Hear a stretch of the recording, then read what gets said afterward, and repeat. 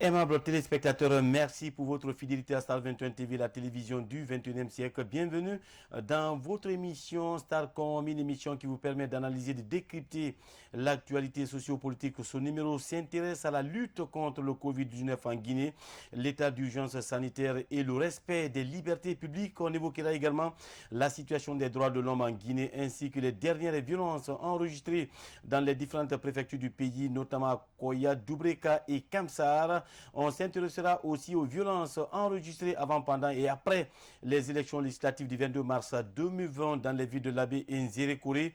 Pour en parler, on a déjà au bout de fil El Hadj Oumar Diallo. Il est l'un des responsables du Front National pour la défense de la Constitution du côté de la Belgique. Monsieur Diallo, bonjour. Bonjour.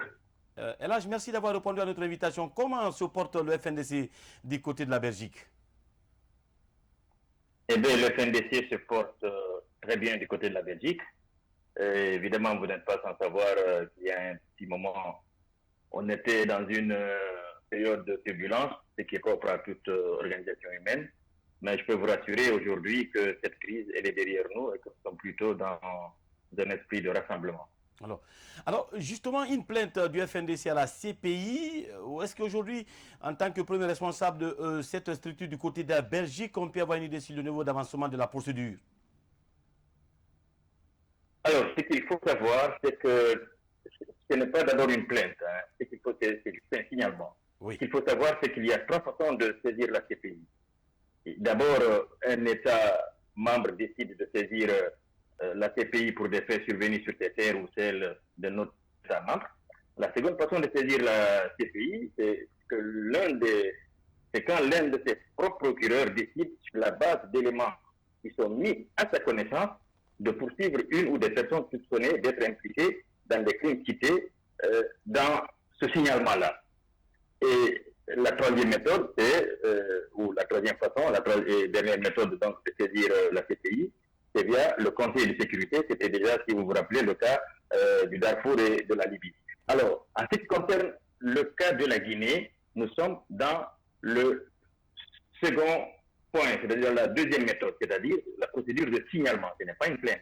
Okay. Mais ce qui est intéressant dans cette histoire-ci avec le cas de la Guinée, parce que quand il y a signalement, il appartient au bureau du procureur de voir en fonction des éléments mis à sa disposition s'il faut ouvrir une enquête ou pas.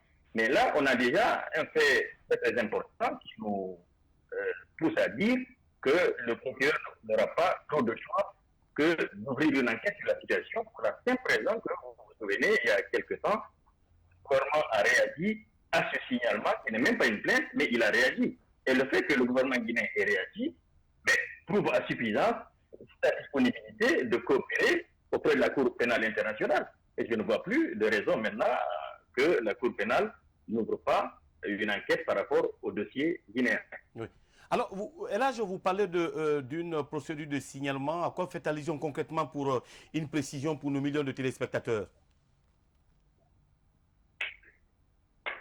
Alors, la procédure de signalement consiste par rassembler des éléments dont vous avez connaissance sur la base des faits dont vous commis dans un État dont vous résidez, et vous faites porter tous ces éléments de preuve-là par voie d'avocat.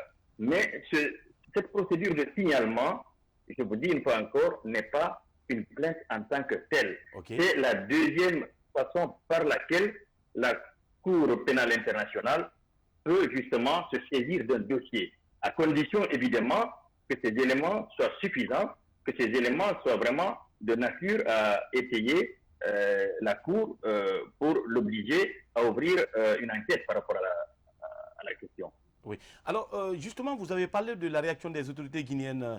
Quelle a été leur réaction par rapport justement à cette procédure de signalement?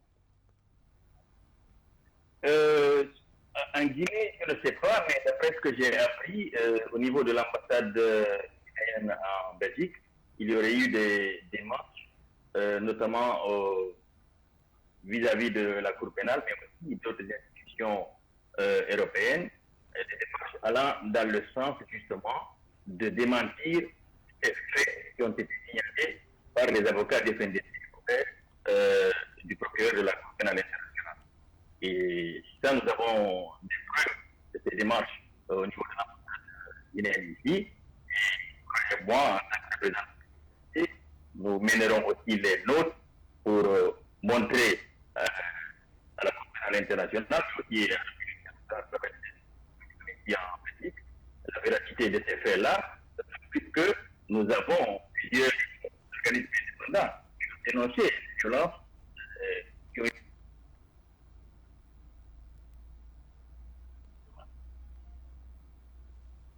Et là, vous êtes là? Oui. Oui. Alors, justement, parlant du FNDC, vous êtes le responsable de l'antenne du côté de la Belgique. Aujourd'hui, beaucoup d'interpellations au pays, notamment en Guinée, des leaders du FNDC. En tant que premier responsable de l'antenne FNDC du côté de la Belgique, quelle est votre réaction par rapport à cet état de fait des autorités guinéennes? Eh bien, c'est décevant. Pour deux raisons. D'abord, nous sommes dans une situation sanitaire, dans une crise sanitaire sans précédent. Doublé au fait que nous sommes quand même des croyants en Guinée. Nous sommes en plein mois de Ramadan. Malgré ces deux faits-là, le gouvernement trouve moyen d'interpeller, de kidnapper des citoyens, de les mettre en prison. Oui. Mais voyez-vous, ce n'est pas une première. Alpha Condé, en réalité, n'a jamais eu pour souci l'intérêt général du peuple de Guinée. Son seul programme, c'est Alpha Condé lui-même, c'était pas un secret, c'était connu dès le départ.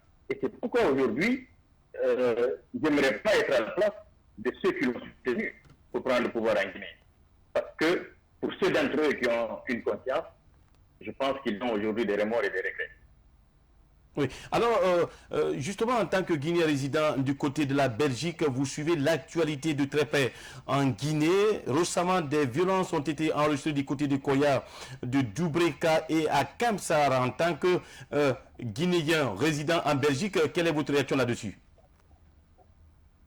Eh bien, évidemment, nous avons été choqués par ces violences, mais pas étonnés. Parce que avec Alpha Condé, il nous a malheureusement habitués à cela. La réponse à toute question, c'est la violence. Mais ça, c'est un peu c'est la marque de fabrique d'Alpha Condé, ce n'est pas un secret. Sinon, comment voulez-vous que des gens qui sont sortis pour manifester pour des causes, je pense, de manque de courant du côté de côté, mais du fait que l'État a érigé un barrage, je pense, à Koya, je ne vois pas pour quelle raison envoyer des gendarmes et des militaires tirer sur ces gens-là.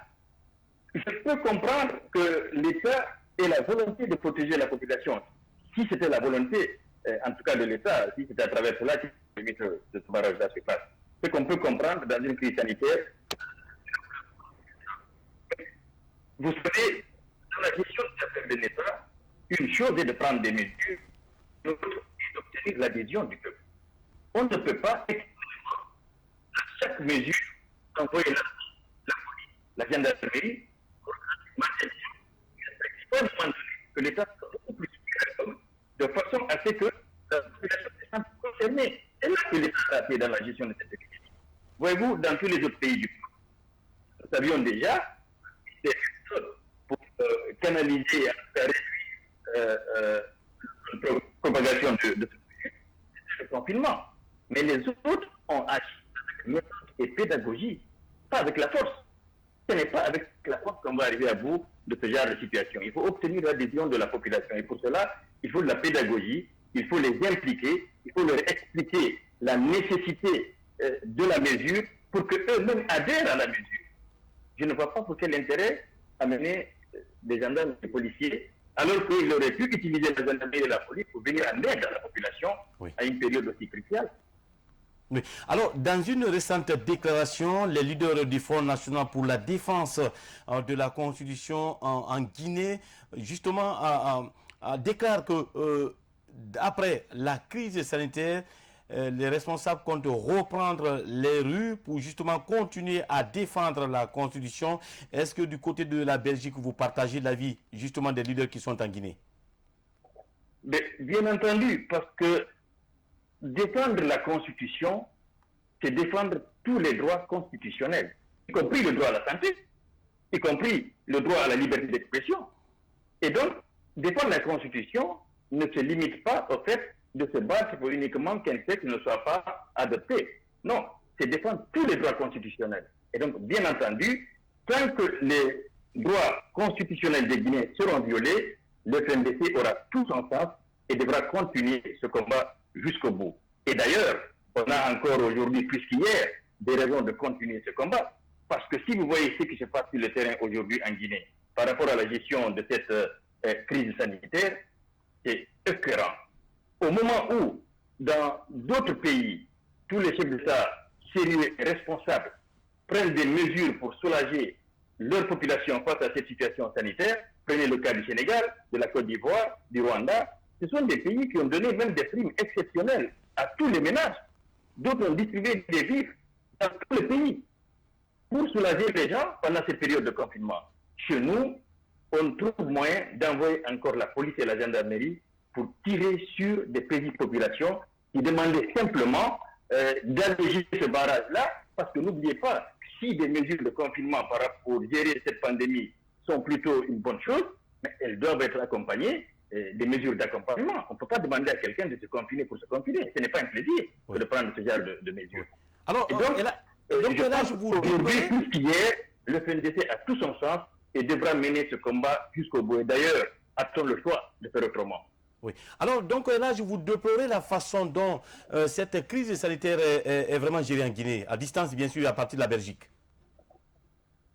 Je ne vous entends pas très bien. J'ai dit donc, vous n'avez pas du tout apprécié cette politique de gestion de la crise sanitaire en Guinée. Je veux parler du Covid-19.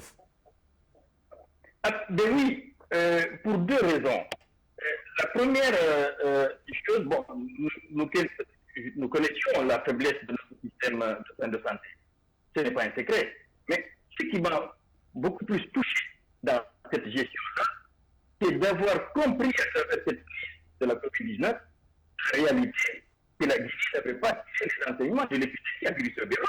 Malheureusement, je sais qu'on n'en tire pas du tout aussi cette épidémie liée au Covid-19. Pourquoi?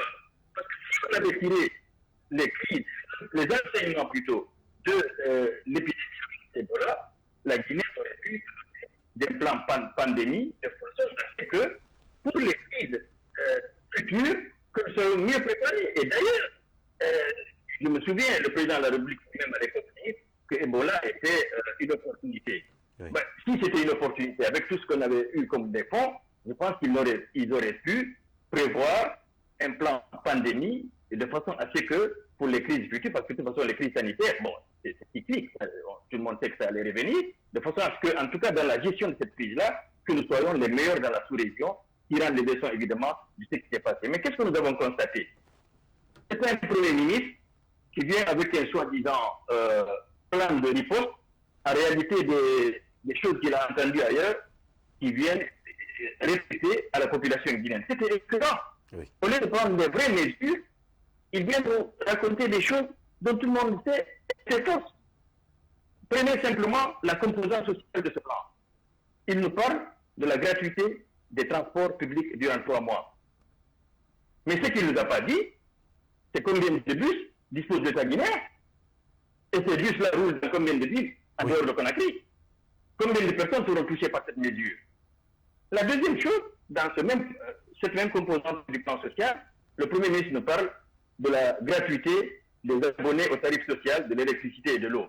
Bien, moi je ne savais pas que ça existait, ce type d'abonnement en Guinée. Mais admettons que ça existe. Combien de personnes bénéficient de ce régime-là d'abonnement aux tarifs sociaux? Oui. Combien de personnes sont touchées par cette mesure-là? Combien de quartiers sont alimentés en eau et en électricité 24/24 dans ce pays? Cette mesure touchera combien de personnes? Combien de Guinéens? Et puis il vient, dans cette même composante du plan, nous dire que les loyers sur les bâtiments publics et privés sont bloqués du mois d'avril au mois de décembre 2020. Je n'ai pas très bien compris qu'est-ce qu'il voulait dire par le mot bloqué. Alors, là, ou est-ce que simplement on ne va pas augmenter le taux de loyer pendant cette période? Mais bon, admettons que la mesure soit applicable en ce qui concerne les biens publics. Mais entendons-nous, le parc locatif guinéen, en tout cas sur le plan public, ne représente rien du tout, il est insignifiant.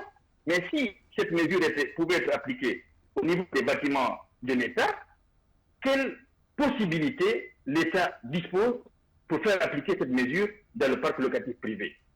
Alors tout ça dénote du manque de sérieux et de rigueur dans la gestion des affaires de l'État. Mais ce n'est pas étonnant, parce que la médiocrité, l'amateurisme et le tâtonnement, c'est la marque de fabrique d'Alpha Condé. Ce n'est pas un secret, ça ne date pas d'aujourd'hui. Oui. Alors, Elhadj Oumar Diallo, responsable du FNDC du côté de la Belgique, gardez la ligne. Nous vous proposons un reportage. On revient dans un instant sur ce plateau pour continuer les débats avec vous. Le mardi sanglant du 12 mai 2020 reste toujours gravé dans les mémoires des habitants de la préfecture de Koya. À cause d'une revendication des citoyens contre un barrage de contrôle de routine, la préfecture a enregistré plusieurs cas de mort, des blessés par balle et des dégâts matériels importants. Mohamed Kamara, faute de moyens financiers, se tord de douleur à son domicile avec une balle dans son pied. Je quittais au travail. C'est quand je cherchais à traverser au niveau du rond-point qu'un béret rouge a tiré sur mon pied. J'ai beaucoup mal. Mohamed Sissé a été aussi tiré à bout portant par un agent de la sécurité alors qu'il cherchait à secourir une connaissance. Dans son lit d'hôpital, il revient sur les circonstances de son malheur. On était arrêtés à 3. Je vis qu'ils ont tiré sur mon grand Gila. Je me suis dirigé vers lui pour lui sauver. C'est ainsi qu'ils ont tiré sur moi aussi.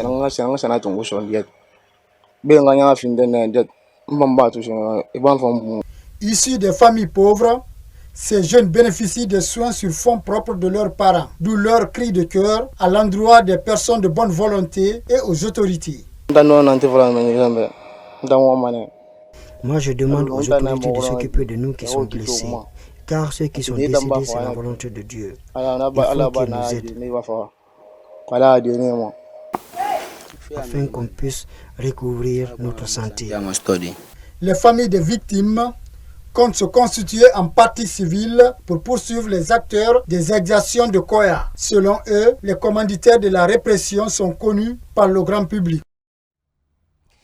L'émission Starcom se poursuit sur ce plateau de Star 21 TV, la télévision du 21e siècle, avec bien sûr notre invité au bout de fil. Il s'agit bien sûr d'Elhadj Oumar Diallo, responsable du Front National pour la Défense de la Constitution du côté de la Belgique. Elhadj, vous êtes là? Oui, je suis là. Vous avez suivi ce reportage réalisé par la rédaction politique de Star 21 TV concernant ces violences du côté de Koya. Rapidement, votre réaction là-dessus. D'abord, je suis très peiné d'écouter ce genre de récit qui se tient encore chez moi dans mon pays d'origine. Malheureusement, nous sommes un peu habitués à ça, parce que chez nous, maintenant, depuis un certain temps, disons, depuis M. Fakonde au pouvoir, on a banalisé la violence. Et le fait que nous avons accepté cela comme étant quelque chose de banal et d'ordinaire, mais il n'a plus d'autre choix que de continuer parce que c'est la seule méthode pour lui désormais de rester au pouvoir. Je pense qu'à un moment donné, nous devons prendre conscience de la situation et surtout des enjeux. Comprendre une fois pour toutes que quand on accepte la mauvaise gouvernance dans un État, la facture de cette mauvaise gouvernance ne sera pas payée par un groupe ethnique, par un parti ou par une région donnée. C'est tout le peuple qui va payer cette facture. Tant qu'on n'aura pas pris conscience de cela, pour qu'ensemble, la main dans la main, on se batte comme un seul homme contre ce régime, je pense qu'on n'aura encore rien compris. Et c'est pourquoi nous, en tout cas du côté des FNDC, en Belgique ici, croyez-nous que nous sommes dans ce combat, nous sommes dans cette logique-là, et nous mènerons ce combat jusqu'au bout. Parce que de toute manière, personne ne viendra le faire à notre place. Oui. Alors, là, justement, aujourd'hui, la mouvance présidentielle accuse justement le Front National pour la Défense de la Constitution d'être à l'origine des mauvais résultats enregistrés par les autorités guinéennes, notamment concernant la gestion administrative du pays. Qu'en dites-vous en tant que membre du FNDC du côté Belgique? Eh bien, vous savez, comme on le dit, le ridicule ne tue pas. Si c'est l'opposition qui empêche le gouvernement qui a tous les leviers d'obtenir des résultats sur le plan économique ou le plan social, qu'on veut, je dis bravo à l'opposition guinéenne. Mais en même temps, je pense que tout ceci, Alpha Condé devait simplement cacher son incompétence. En réalité, nous avons mis à la tête du pays une personne qui n'était pas préparée à exercer cette fonction. Le président de la République ne s'improvise pas. Regardez comment les autres présidents gèrent dans leur pays. Ça ne s'improvise pas. Maintenant, est-ce que voilà, de l'opposition, vous avez même entendu une fois dire l'opposition qui tirait sur cette proposition quand on appelle des manifestations. Tout ça est ridicule. Ok. Elhadj Oumar Diallo, responsable du FNDC du côté de la Belgique, merci d'avoir répondu à notre invitation ce matin. C'est un plaisir. Merci Elhadj Oumar Diallo. Notre invité au bout de fil est responsable du Front National pour la Défense de la Constitution, section Belgique. Ainsi prend fin cette émission. Nous vous souhaitons une excellente suite de programmes en compagnie de Star 21 TV, la télévision du 21e siècle. À bientôt.